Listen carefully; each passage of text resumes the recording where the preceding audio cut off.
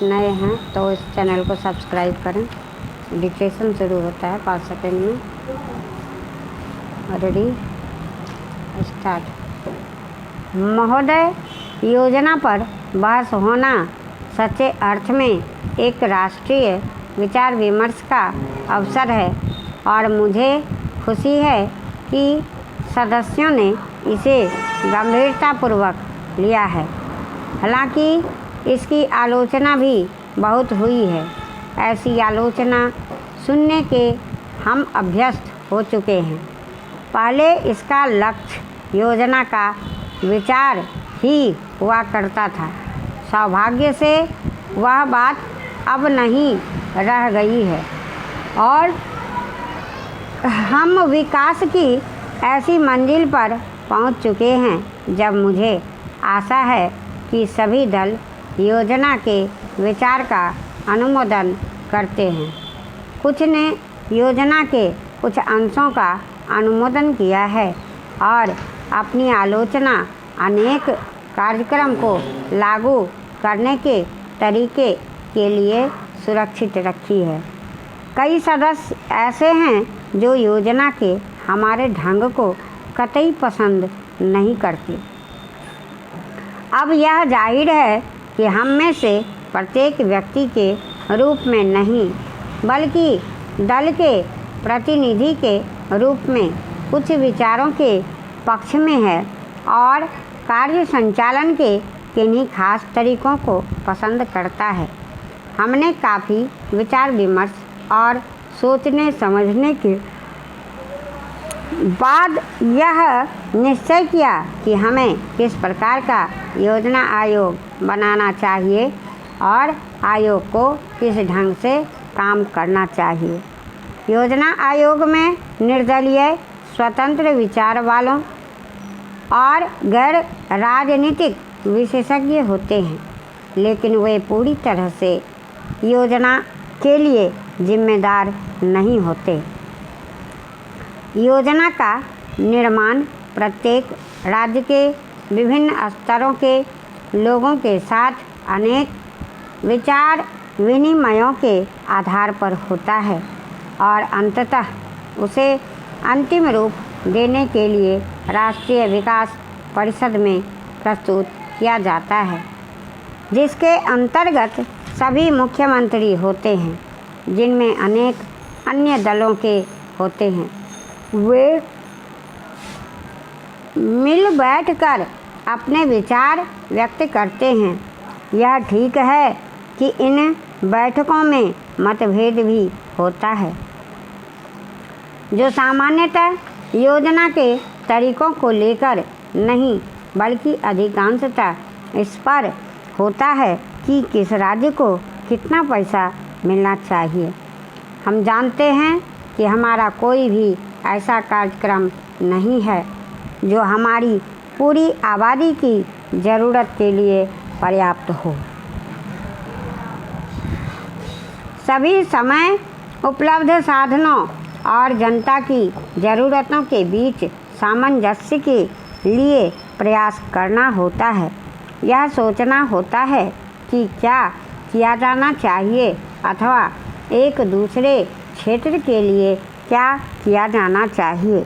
कुल मिलाकर यह योजना अगले 4 वर्षों के लिए प्रगति का घोषणा पत्र है। हमें कुछ अनुमान है। महोदय, यद्यपि योजना के अंतिम रूप पर यह औपचारिक बहस अब हो रही है, हमने योजना के प्रारूप के बारे में काफ़ी ब्यौरेवार विचार किया था।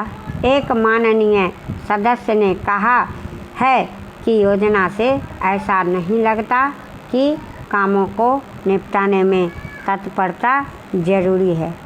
मैं समझती हूँ कि योजना के प्रारूप और उसके अंतिम रूप में यही अंतर है।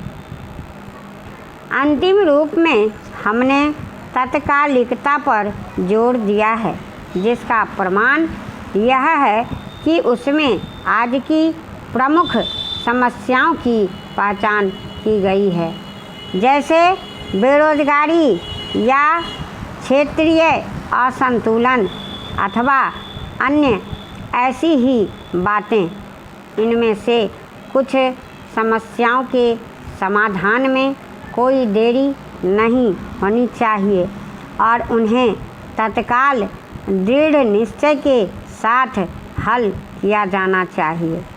लेकिन कुछ परिस्थितियाँ ऐसी होती हैं जिनमें हमें काम करना होता है।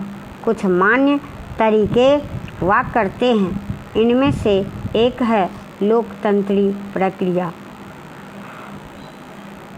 बहुत से लोग चाहते हैं कि हम कई काम एक साथ करें और इनमें से कुछ के बारे में हम सहमत भी हैं कि वे सही काम हैं, लेकिन हम लोकतंत्री प्रक्रिया के प्रति वचनबद्ध हैं।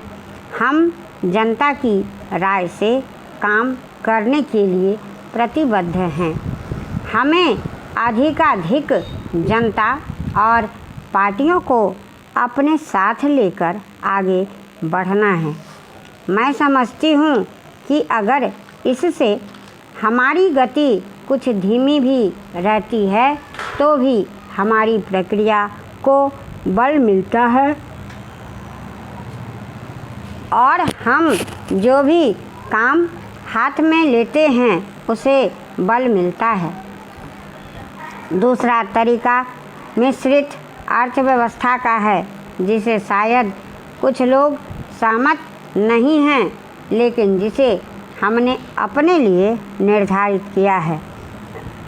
ऐसी अर्थव्यवस्था की अनेक त्रुटियां भी होती हैं, लेकिन हमारे देश में आज जो परिस्थिति है उसमें हमारी सरकार हमारे पूर्ववर्तियों और आज के सहयोगियों ने यह महसूस किया कि हमें इस तरीके को अपनाकर चलना चाहिए।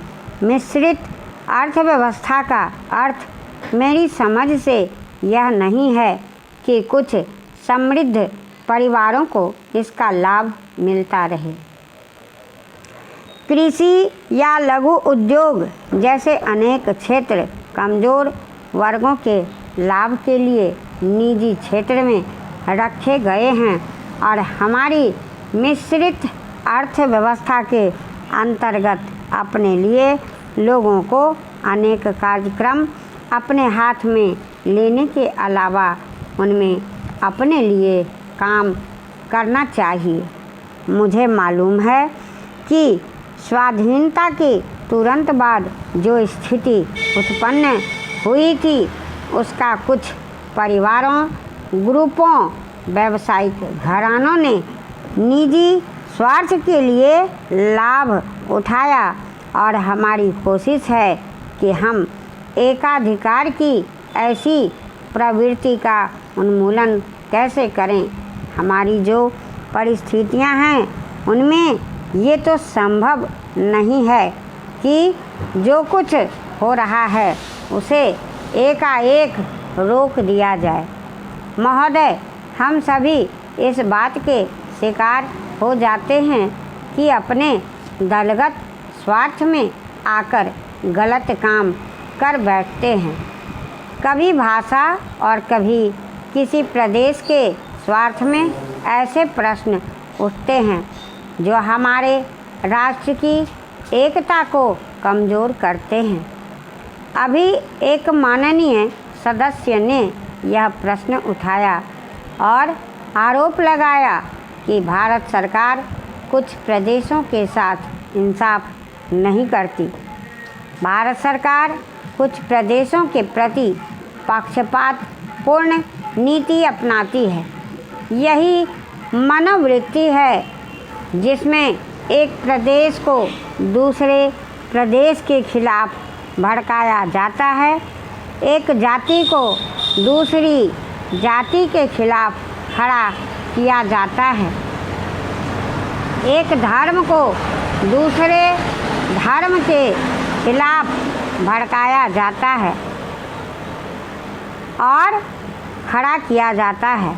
एक भाषा और दूसरी भाषा वालों के बीच में भड़काव पैदा करके लड़ाई पैदा की जाती है। यही मनोवृत्ति है जिसको हमारे विरोधी दल के बहुत से लोग भड़काकर पैदा करते हैं। उनकी अपनी गलत नीतियों के कारण विशाल दृष्टिकोण नहीं होता है और वे ऐसे प्रश्नों को उभार कर अपना स्वार्थ सिद्ध करते हैं। जाहिर है कि ऐसे तमाम प्रश्नों का नतीजा हमेशा बुरा होता है। इसलिए मैं सभी राजनीतिक पार्टियों के नेताओं से अपील करना चाहूँगा कि जो प्रश्न हमारे देश के सामने हैं और जिन पर हम सबको चिंता हो रही है तथा जिनका हल निकालने की हम कोशिश करते हैं, उन तमाम प्रश्नों के ऊपर हम ठंडे दिल से विचार करें।